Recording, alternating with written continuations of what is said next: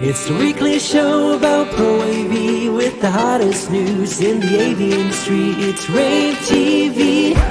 Give it up for Steph and Gary. Steph and Gary. Hey, Steph, how are you doing? Hey, Gary, I'm good. How are you? We got a lot of news today. Yeah. News, N-E-W, apostrophe Yes. S. Yes. News. Yeah, we have a lot of news today. This is Gary K. and Steph Beckett. We're here live on Wednesday at noon, as we always are for rAVe TV. We just got back from CEDIA. We're coming to you live on ravepubs.com, on youtube.com/ravepubs. We're coming to you live on Twitter and on LinkedIn and maybe on Facebook. We'll see now that our Facebook page is fixed. So we're coming to you live on all those places, but we're going to do something new today, Steph, aren't we? Yes, we are. This is so exciting. So we normally drop links to all the news stories we talk about via LinkedIn for you to click on. And we always say, go to LinkedIn if you want the exact link. Well, we don't have to do that anymore. We are going to pop up a QR code every time we talk about a story. And all you have to do is hold your phone over the QR code, and that will give you a link to all the stories we talk about today. And you can just scroll down and click the one you want. And so, you know, even if you're watching from wherever, you can still have access to all the news that we talk about today. So this and thanks to Dalton for coming up with that idea here at rAVe. We appreciate that. We always like great ideas.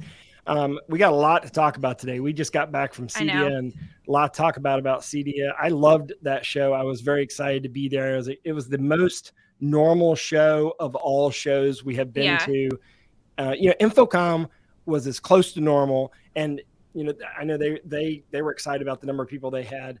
I can't remember the exact number, but definitely in the range of, I think, 10,000 people. But CEDIA was even more normal. Like as we get closer, as we go further along, we're becoming more and more normal as a show. I don't think we have final show numbers. I think they said somewhere between 15 and 18,000 people. They normally have about 25,000.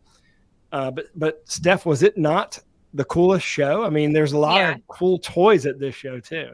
There were. So I had Anne Marie on with me as my little co-host on the third day of the show because you had to go. Yeah. And we were talking about, like, even if you're not exactly new to AV, if you're kind of still learning a little bit, if it's your first year or two in the industry, a home show is the best place to learn a lot because you already know how the things in your house are supposed to work. And it's just like a skip and a jump to understand, okay, this is going to help my stuff in my house work better. And it's like a little easier to comprehend than like how things work in a conference room if you don't spend time in there all day. So I loved it because this is like the stuff that I want, you know? Yeah, no, I agree with you 100%. It was cool to kind of see the new products and technology, but it was even more cool to sort of just be in the moment in a show and be mindful of the fact that, and appreciative of the fact that here we are, you know, enjoying each other and hanging out with people. I actually shot some photos on the show. I actually did a bunch of selfies because I was so happy about. This is how I know that you are a dad because of all the selfies. Like these are selfies of me in different places around the show floor, just because I was excited to kind of be in. You know, I was excited to be back on a show floor, and you know, I thought it'd be kind of cool to give you a view of different. You know, like different views of what the show looked like from different angles and different places on the show floor. But the cool thing to notice here is if you look in the background, there's people everywhere. Many people. Yeah. It was very busy. Talked to Mandy Beckner at the show. All the educational sessions were almost all of them were sold out. Some of them were oversold. But yeah, I mean, my little selfie collage there, but I also shot some pictures of some things I thought were kind of cool and some videos of some things I thought were cool. And so I think we're going to throw some of those up here as well. And as they go up, this was a theater I did. I actually was so impressed with this demo. I went back twice and I wrote an article about how it was literally the best demo I've seen in the 20 plus years I've been at CEDIA. And that's the back of that's looking back from the screen. Yeah. I have another shot of looking at the screen. And then I have a shot of the amplifiers that drove that theater. So this was not your average. By the way, there's me, Kirsten, and Morgan. This is $800,000 theaters. There's 19 amplifiers, Macintosh amplifiers driving this theater. This is not your average theater. This is like better than a movie theater kind of theater. And it was a Barco projector. If you're wondering how they actually pulled this theater off, and it was, I've been going to CEDIA for 20 plus years. It's the best demo I've ever seen, like the best demo. It was so good. I said, you got to come see this with me. And I grabbed people from rAVe and they had a line the entire time at this demo. So it was 20 minutes before show close and the line was still like they literally, not exaggerating, they had a line the entire time. I wrote an article about how they did it, what every single component was. So if you want a DIY your own home theater for $800,000, you have the solution for it right there. There's the actual solutions on our website at rAVePubs. But that is like the essential, like high-end res install. Like this is like the essential, like the clients that you may have who are like, money's no object. This is what I want. I want it to look good. I want it to sound good. I want it to feel like I am in a movie theater in my own home. It's better than a movie theater. Like it was. So the sound system in there, and don't quote me on this because I'm not gonna remember top of my head, but it was like 11.12.6. And you're like, what does that mean? It's got 11 speakers plus 12 speakers plus 6. I actually had 12 subwoofers. So it was giant as a theater and sound, and when the different they showed Top Gun Maverick. By the way. Yes. I did not know this until after CEDIA. But if you've seen Top Gun Maverick, which by the way is on its way to beating Avatar, is the #1 grossing movie of all time. It's going to probably do it. Did you know that Tom Cruise flew the fighter jets? Actually flew them in the movie, and they actually mounted 6 IMAX cameras in the jets. And not only did Tom Cruise fly the fighter jets and the actual scenes, not green screen them, but so did what's that young kid's name that's in the movie too? It starts with an M. Miles. Yeah, Miles Teller. He flew jets too. He went through an intensive 12-week course to learn how to fly a freaking fighter jet. I did know that. Yeah, so I'm going to write an article about that and I'm going to embed a video that explains how they went through that entire process. Because they initially were doing it all CGI, all movie magic, and Tom Cruise. The story that I heard was that Tom Cruise watched some of it back and said, "Absolutely not. This doesn't look good. This looks fake. We're going to actually do it, and I'm not going to be happy with this movie until we actually do it." And so that's why the movie had an initial release date, and they pushed it back because they had to go. COVID. It was that, but also it was that they had to shoot all of this stuff So when they were in, going whatever it is, 15 or 5Gs and then 7, they were actually doing that, and their faces, pull it back, and there's some behind the scenes footage of the actors and actresses throwing up. They were actually flying these jets. But there are other things I want to show you at CEDIA really quick. Show me. So LG, as you know, has a technology known as OLED, and they've done flat versions of it called wallpaper. But check this out. This one bends. This one literally press a button, and the monitor changes from being a flat monitor to a curved monitor at the press of a button. Is that incredible? Are you going to get one? Incredible. That is amazing. And I have another video. You always find really cool products at the show, but one of the coolest, when you're walking around. Yeah. But one of the coolest, and you might look at this at first and say, why is this at CEDIA? Remember, these are people that have multi-million-dollar homes. The economy is not affecting them. The economy downturn, the recession is not affecting them. Well, this company, Simcraft, is the company that most actual professional race car drivers actually use to train their race car drivers whenever the track's wet, oily, or they're at home and they're doing at-home training. And Simcraft is the brand they actually use. More NASCAR and Formula One drivers actually use this as their simulated thing. So this is $130,000. So it's not for the average person, but you are actually driving the same simulator being driven by the leading NASCAR and Formula One drivers. And in fact, our own Morgan Lawrence, who runs our storytelling team, Steph, her husband, Cameron, who's a professional race car driver, actually has this in his house. Yep. He does. That's the first time I heard of them. I got to drive this. I don't know if you did. You did? Yeah, I did. I'm so jealous. I crashed it like a lot. They were like, all right, get out. You're doing too much.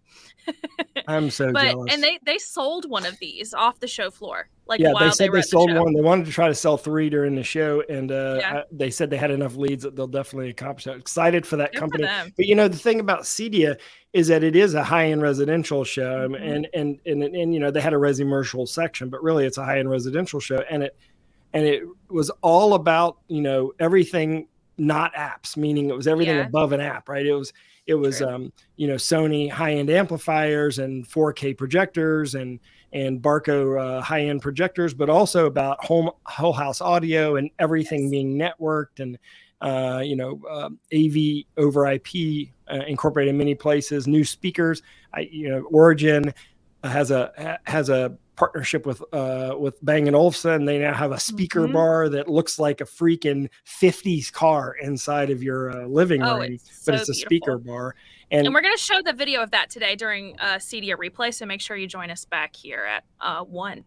Yep. So please scan that QR code if you want to kind of see all the Cedia news. Go to the Cedia microsite, see any of the stories we've talked about so far. But so most excited to announce. Yes. Yeah, we have Cedia 2022. All of the news is right there. And Steph has a great summary article on everything you need to know about Cedia. Talk about that, Steph.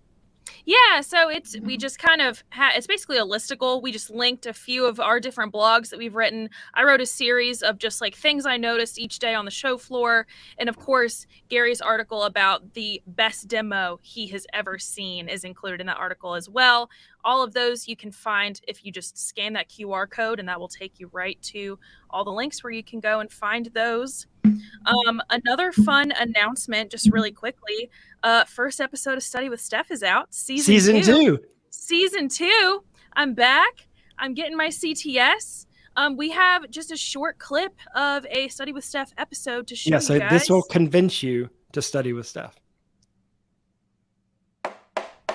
Study with Steph, 'cause she's the best. She's gonna help you get your CTS, yeah. Ain't nothing can keep me down. Stephanie. Hi, everyone. Welcome to Season 2 of Study with Steph. I thought it right to just go ahead and jumpstart into Season 2 with 2 of my favorite people in the industry. This is Chuck Espinoza and Jeremy Caldera. How's it going, guys? Oh, it's going great. I figured I would just start Season 2 by talking about the fact that I did fail the CTS test on my first try, and just kind of talking about the lessons that I've learned from that and what I'm trying to do differently this time around in studying. And so I also had you guys on because you taught the CTS prep class that I took. So I first wanted to just kind of talk about like how I actually really did think the class was helpful, because I think that, one, it was really useful to be able to just have people there who were. That was just a little snippet. Of course, we will link in the QR code. You can just follow that for the rest of the episode. I'm excited you are back, Steph. Thanks for doing a Season 2. Of course, I'm excited to get my CTS actually this time. Just talking a little bit about our sponsor and partner, Shure here. They have recently added improvements to its STEM ecosystem. So these are all device-specific updates. So there are ones for the ceiling, the wall, the speaker, the table. It is everything. They did an update to everything. Slew of updates. Free. Yeah. It's completely free. So if you want more information about that, if you have the ecosystem in one of your conference rooms, go check that out. It lets you know the specs and exactly what's getting updated for each individual device. So moving right along. Speaking about updates, we got DSE. We want to promote the fact that DSE is coming up at the end of November, right towards the middle to end of November. Yep. And you can actually get a free pass to DSE. Even if you're not sure if you're going to go, please go and click on that QR code and register for DSE. Type in rAVe gift, you get a free registration code. They're going to do some tours of some really cool Vegas sites that include digital signage. And so I'm excited about that show. I'm also excited that in a couple weeks, I'll be heading up to Boston for the E4 show, which is the second of the fall stops of the E4 show for Exertus Almo. That's on October 20th. If you're in the Boston or New York City area, you can just take a train there really quickly. It's in the Seaport area of Boston, downtown Boston. I hope that you'll go. Again, that QR code, you can scan that. That'll take you to where you can register for that. But you can just go to e4experience.com. I wrote an article about that. And by the way, this afternoon. Yes, this afternoon. Just like a half an hour. So we're going to do CEDIA Replay CEDIA Expo. Steph, what is Replay CEDIA Expo 2022? So this is for people who either couldn't attend CEDIA or attended CEDIA and they're like, I just am worried I didn't see all the things I wanted to see. We have over 550 product videos and we kind of narrowed them down to some that were all of our favorites, like a few of the things Gary was talking about earlier, a few of my favorites. Sarah Abrams, of course, she was our editor at home who kind of watched through and titled all of our videos.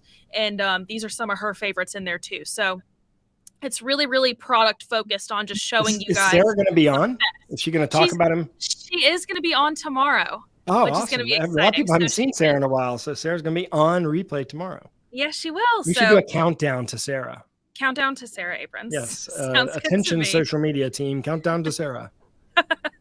Also coming up, we have a launch and learn. This is for PR. This is PR for companies who cannot afford a PR pro. So this is great for new companies on the block that might not have the budget for an entire PR firm. But these are some tips for how you can thrive in PR without spending a ton of money. And this is like business advice for the low price of free. So you're not going to want to miss this. It's October 12th, 2 p.m. EDT. So don't miss it. If you're a new company, if you're trying to just like learn a little bit about how to be more media centric, this is for you. Excellent. Is it just Morgan or does she have other guests on there? She has other guests on. Okay, so definitely click on that PR link. People. Yes. It's her. Okay. It's going to be like kind of panel style. Okay, good. So you got free. If you're doing your own PR and you want some professional PR advice, you're going to get other PR professionals on there. Do you know who else is on there, Steph, by any chance? I don't know. What's Katie Bennett on there? Katie Bennett. Yes, she's going to be on there. And then Veronica. Is anyone from Castor? I cannot remember. I know Veronica Espana. She's going to be on there. Yeah. Then you got everybody that is everybody. So So these are the people to give you PR advice. So next, also, don't forget Launch Week 6 coming to you October 24th through 27th. These are going to have some really great sessions. We have spent a lot of time and care putting these together. One of the ones I'm really excited about is how to make hybrid happen. This is going to have Mark Coxon, Gordon Wright, Stephen Polanco, and Stephen Miller. So it's like two Steves and a Steph. And this is all about how corporate can really function well in the hybrid space. And we're going to talk about questions of when should you make your employees return to work or should you do that? What is the pluses or minuses to this and what is a good method to do this? And this is about how you can make hybrid work for your company while avoiding the great resignation of just forcing them to come back and the incentive being, well, our office is expensive. This is going to be, okay, does it make sense for your business and how should you do that? So I'm really excited to talk to them about that. Yeah, I'm interested to see what they say too, because we're dealing with that now too. Like we're in a trial with some of our team coming back to the office that we feel like should be in the office at least a couple of days a week. And we're seeing how that goes too. And, there's always, different objections that people have, that people have. So we have to deal with that too. So I'm interested to see what they say. Exactly. So I'm really excited. I know Mark's kind of going through this as well. So it'll be good to get some other perspectives. But also one of our other sponsors, rAVe, I just wanted to mention how they will be at the Rocky Mountain AVX. That's going to be in Denver, Colorado. It's October 19th through 20th. So make sure to go visit them. They're going to be at booth 100, easy to remember. And of course, we will drop the site where you can go register and go check them out. rAVe has really been, you might know them as just Aver USA, I think is their general company, but they're really beefing up their Pro AV arm. So you're going to want to go check that out. Yeah. And Aver, Aver is, not only makes PTZ cameras, but makes all sorts of other devices that are specific to video conferencing. They make audio bars, video bars, and also all the adapters for such. So you could check them all out as well online by scan that QR code. Exactly. So next segment, we mentioned earlier, we have a special guest on today, and I'm going to bring him on right now. So welcome, everyone, Scott Tyner. Hey, Scott, how are you? I'm doing well. Thanks for having me again. Of you course. look like you're dressed for better weather than us down here. It's October and May, so it's a little cool. It's in the high 50s, but that doesn't mean it stops me from hitting the golf course. That's Did you true. play this morning, or are you going to play this afternoon? If I'm lucky, we'll get out this afternoon and play a few holes. It gets dark early now, of course. So yeah. Yes, exactly. So Steph, you're going to ask him about. I know he's got a couple of pieces that there's a controversy in the industry a little bit about supply chain. And Scott, you went and dressed it head on, and I've actually talked to Crestron and also Aurora and some of the other companies about it, and going to have a great panel in Launch Week 6 about it. Yes. But Steph, you want to talk to him about the two articles? Yeah, of course. So you wrote one about will it eventually change AV for good, and the other one was the piece you wrote after attending Crestron's town hall. So I wanted to ask you, first of all, what was your inspiration for writing so much about the supply chain this time? I've always been fascinated with logistics. I've been fascinated with supply chain, and anybody's paid attention the past 2 years, it's amazing. And it's amazing to me in both ways, how it fell apart so quickly, how people are still struggling to get it put back together, whether we're talking about components for technology or we're talking about shipping containers kind of gridlocked out in California, whatever it is, it's always very fascinating to me. And recently it was about the communication and what people are, how they're addressing it and talking about it. And then we all know some of the pieces that have been on rAVe and some of the things that have gone back and forth. Yeah, no, exactly. And regarding your piece about will it have a lasting effect on AV, do you think the supply chain shortages will have a lasting effect on our industry? So I think in a couple of ways. I think that the really thoughtful manufacturers and companies right now are thinking about how do we produce products that do not rely so much on components, particularly from other countries, or components that are completely out of our control. I'm going to mix up two articles here, but the one about Crestron, it still blows my mind that they have devices they make that have over 2,000 pieces in them that they get from other countries. It's crazy. So I think for sure we're going to see that, whether it's hardware as a service or whatever we see there. We're going to see a change. The one that really I'm worried about, I think about it, and there was actually a comment on this on the rAVe article itself, was what companies, particularly smaller integration companies, are going to survive this. How can you survive floating this money or floating these projects or just putting off customers because you can't get the product? So that's one that really it worries me. Yeah, and I don't really know that there's an answer yet, is the thing. I don't think so. And I mean, if you look at some of the the Reddit pieces about home AV, there are people saying we can't finish houses, right? We can't finish this stuff because we can't get these components. And so it's really tough. We just talked about CEDIA and the people that can afford these huge houses, and you can't live in your house yet that you spent millions of dollars on because the lighting's not working, or you can't turn on your TVs in your theater or whatever. That hurts a company even when it's out of their control. Yeah. And I still personally think the manufacturers that are doing well right now are kind of the ones who are lucky, who just happen to have that extra product when this stuff started happening, so that when other companies are actively running out, they're we actually just have this still. They didn't prepare on purpose. It just kind of happened that way. Well, I mean, in the piece about Crestron, one of the things I learned in the town hall is that even leading up to the pandemic, these pieces had a 12-month lead time that you had to get them on. And so I think that you're right. I think that if there was this mad rush to any one of these companies that say, oh, we've got all these in stock, they would be gone tomorrow. Right. And then they'd be in that same place. So I'm curious to know, and a lot of this would be trade secrets, right? What are some of these companies doing behind the scenes right now to make sure this doesn't happen again? But also, one of the big questions at the town hall was, even if the supply chain fixes itself, how far behind are you right now on orders? To be you're going to have to overproduce them. You're not going to just be able to produce them at the same rate and be fine. Yeah. Yeah. How will you ever catch up? And then you think about the fact that I don't want that piece in 2 years anymore. I want a different piece. I want what your engineers have created in the past 2 years. It's a mess. There's literally no other way around it. And I don't have any answers or really anything to tell anyone other than like, good luck. I hope you guys are okay.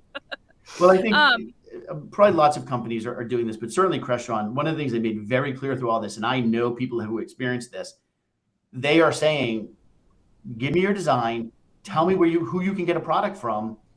We'll design it for you to fit in with whatever you might have of ours. So they're showing that team piece of saying we're going to do what we can.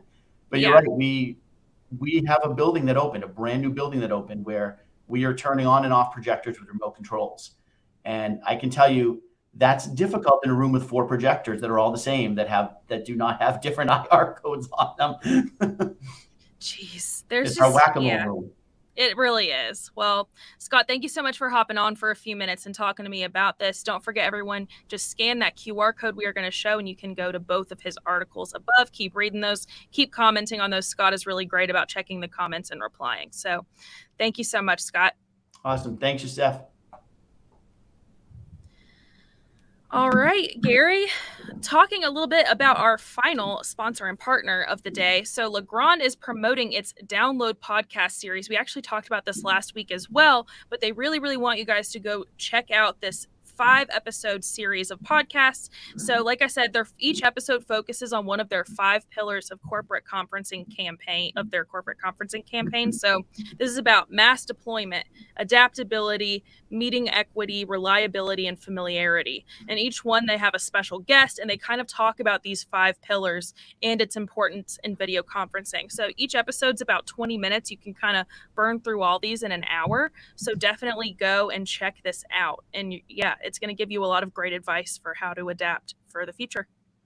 Yeah, I really appreciate what they're doing, because they're doing marketing through education, which is a great idea. And they're a glue company, make a little bit of everything. At they're really, really popular. The 2 things that I think are most popular is their new switches for networking and their new shades, their new shading line. So obviously actually the lighting control line was very popular too. Yeah. A lot of people don't even know that Legrand does lighting, not just lighting control, but lighting itself. Right. So that was really popular there. But anyway, hey, what other news we have? That Zoom article? Did you see that? Yes. So this is really great. Zoom now has a feature for sign language interpretation, which I think is really important. And I'm sad that it took this long for it to come out, but I'm glad it's out now, just because everyone should be able to video conference. Like, if you are video conferencing someone from the deaf community, like there's no reason why that shouldn't be able to happen. And they already had this for if you like, there are already tons of resources out there for when you call someone who is deaf. There's like a video conferencing thing where you have an interpreter there, which is really awesome. Yeah. And this is really important for schools, because a lot of public schools are required through the ADA laws to provide this as a service. And a lot of schools are using Zoom. So I think that this is a way to solve that problem. And it's not an easy thing to do, because you've got to coordinate and you've got to find somebody who speaks multiple languages too, because not everybody speaks English. So this is an interesting feature that they have, and it's an add-on, obviously. And they added a bunch of new features, and that article that I wrote covers a lot of the new features that they have. Whiteboard Plus too. So now for Zoom Whiteboard, they have a subscription-based model where you can add custom templates and a few other things as well. So definitely go check that out in the story.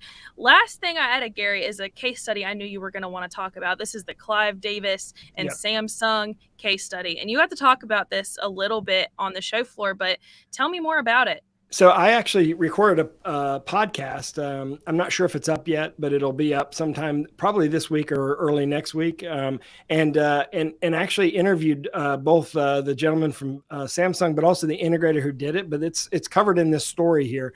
And ultimately, Clive Davis is a Hall of Fame music producer, produced a lot of famous acts, has been around for many years. He's in his 70s now, but he wanted the ultimate home theater to not only review his collection of artists, but also he wanted a really nice theater in his house, and he's got the money to spend on it. Yeah. But he decided, instead of using projection, instead of having a dark room, that they were going to, the room that, had to be dark all the time. And he wanted something that was stunning when he had guests over and famous artists over. He decided instead of using projection, he was going to use the Samsung micro LED known as the Wall. And he put it in. And, there are not a lot of wall installs in people's homes. So this is one of the few. So it's a neat story. And of course, the kind of people that are going to put that in their house are going to have a lot of money. And they're going to probably be famous people for a while because it's not priced at a level. If Samsung isn't aiming this at you and I, Steph, unfortunately. Yeah, unfortunately not. But hey, it's interesting. Who wouldn't want a wall in their house? Micro LED. I'm saying. Yeah, so he probably has one of the nicest home theaters in the world right now. Yeah, no kidding. Well, yeah. Well, that is our show today. We hope you will join us again in about 30 minutes for Replay CEDIA Expo 2022. Of course, you can go and register for that at launch.com. That is LAVNCH.com. And this has been rAVe TV. We will see you again in all the places Wednesday at noon Eastern. So great show, Gary. I'll see you in 28 minutes. All right. Sounds good. Thanks, everybody. Bye. It's the weekly show about Pro AV with the hottest news in the AV industry. It's rAVe TV. Give it up for Steph and Gary. Steph and Gary.